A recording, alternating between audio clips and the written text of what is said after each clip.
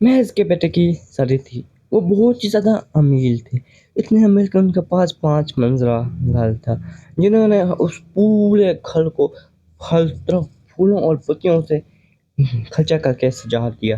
फिर ऐसे ही इर्द-गिर्द के लोग उनसे बातें करने लगे कि क्या बात है, देखो हर तरफ पत्तियाँ ही पत्तियाँ, फूल ही फूल लगे हुए हैं, क्या ही बात है। फिर 2 पड़ोसी आपस में बात कर रहे थे कि मैंने सुना है कि इसकी जो बहू है वो डिज़ाइनर है, बहुत बड़े अमीरज़ादे की बेटी है, तो बहुत इसको तो बहुत खुश होना चाहिए, इसकी इतनी बड़ी शादी हो रही है।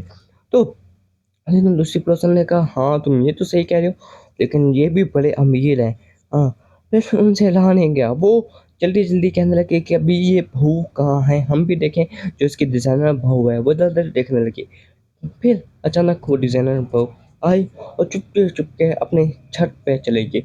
वहाँ जाके अपनी तस्वीरें और वीडियो बनाना शुरू होगी, और जब उसने तस्वीरें बनाना शुरू हो गई, फिर उसने वो तस्वीरें और वीडियो अपने इंस्टा पे अपलोड डाल दी। वो ऐसे ही वीडियो बना रही थी कि उसकी अचानक नज़र पड़ी कि दूर दरिया से एक किश्ती आ रही है जो कि फूलों से सजी हुई है। उसमें एक दुल्हन और एक दूल्हा बैठा हुआ है। किश्ती बहुत आहिस्ता आहिस्ता वो आ रही है।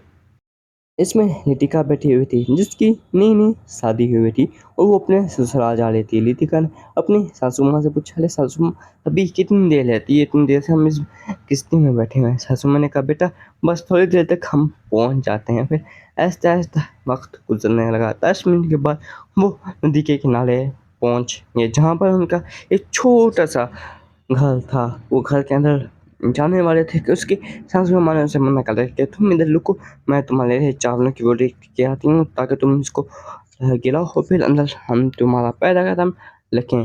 फिर अचानक उसकी नज़र छत पे खड़ी रमसा पर जाती है।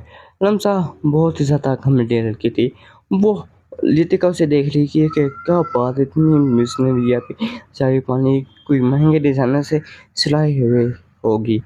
फिर ऐसे ही उसकी सासू माँ जाई और अंदर उसके बर्तन ले आई जिसमें उसने उसका स्वागत की। फिर अचानक वो उसकी नज़र फिर से उस पर पड़ी, और फिर वो कहने लगी, अरे क्या बात है, ये देख गरीब लोगों की क्या औकात है, ये कोई अच्छे कपड़े भी नहीं पहन सकते। और ऐसे ही वो कह के चली गई। फिर उसकी रितिका की सासू माँ ने से पूछा था कि अहंता तुमने उस छत पे नहीं देखा। फिर रितिका ने कहा, अगले पार्ट क्या सब्सक्राइब करें।